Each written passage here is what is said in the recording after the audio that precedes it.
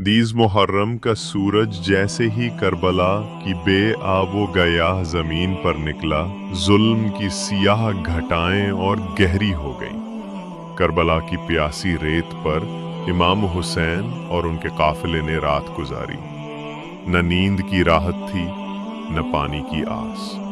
इसी दिन कूफा की जमीन से उमर बिन साद एक बड़ा लश्कर लेकर आया। 4000 के करीब सिपाहियों का शोर, खीमों के करीब कदमों की चाप, मासूम बच्चों की सिसकियां, सब कुछ गवाही दे रहा था कि अब कयामत का मंजर बस शुरू होने वाला है। फरात का ठंडा पानी जो पहले सबके लिए था, आज हुसैन के खेमे वालों पर हराम कर दिया गया।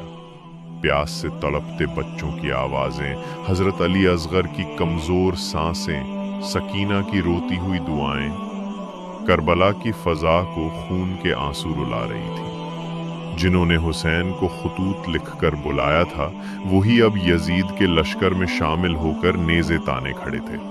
हुसैन ने बुलंद निगाहों से देखा और फरमाया, है लोगो, तुमने मुझे बुलाया, फिर क्यों मेरे कत्ल पर तैयार हो? हुसैन के चेहरे पर सब्र की रोशनी थी, मगर खेमों में बीबियों के दिल धड़क रहे थे।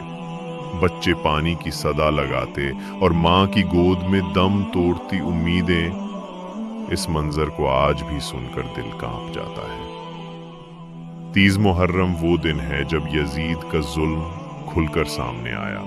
ये वो दिन है जब हुसैन का कारवां, जिसने सिर्फ हक की सरबुलंदी का इरादा किया था, दुनिया की सबसे बड़ी आजमाइश में दाखिल हुआ। आज भी जब ये दिन आता है, आंखें नम हो जाती हैं, दिल रोता है और जबान पर यही सदा आती है,